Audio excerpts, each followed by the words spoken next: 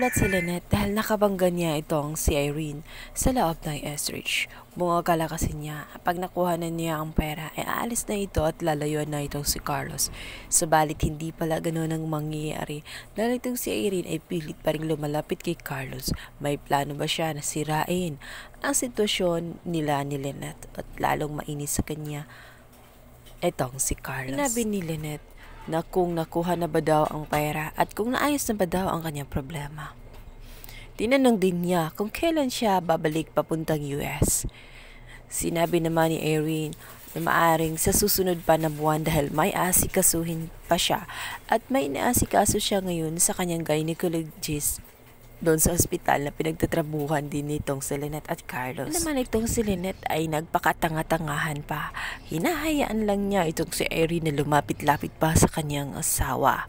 Hindi ba siya nag-aalala na baka isang araw ay magiglow sila nitong si Carlos at kukuhanin muli ni Irene ang kanyang asawa? Galit si Carlos nang makita nga ang pagmumukha ni Irene sa loob ng kanyang ospital. Sinabi niya rito kung bakit naroon pa siya ay nakuha na niya ang pera. Ano pa ang kailangan niya? Sinabi ni Irene na nagpapacheck up nga daw siya sa isang gynecologist kaya siya parito at paroon.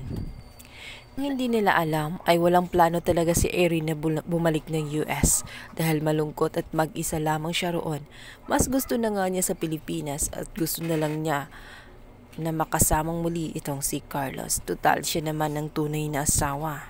Palihim niyang kinikilos ang lahat. Lalo pa siyang manggigigil sa oras nga na matuklasan niya na mayroon silang anak. Kaya naman itong si Carlos ay pilit na nga siyang pinapaalis at pinapauwi na nga sa US. Sabi ni Carlos sa kanyang isipan na hindi maaaring magtagal itong si Irene sa kanila.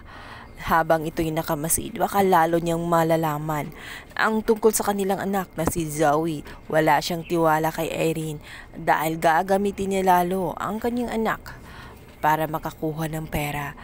Walda sa pera itong si Irene at mahilig magsugal, bagay na kinaiinisan nitong si Carlos. Isang araw nga, nakita ni Irene itong si Carlos at itong si Zoe na magkausap.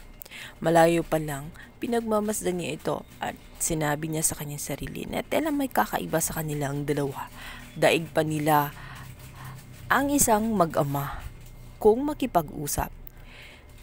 Mapit ng konti itong si Irene, nais niyang makarinig ng mga impormasyon tungkol kay Zoe at kay Carlos. Ano nga ba ang tunay nilang ugnayan at kung bakit itong si Carlos tuwing tumatawag itong si Zoe ay kailangan pa niya magtago at hindi pwedeng marinig ng lahat ang kanilang usapan.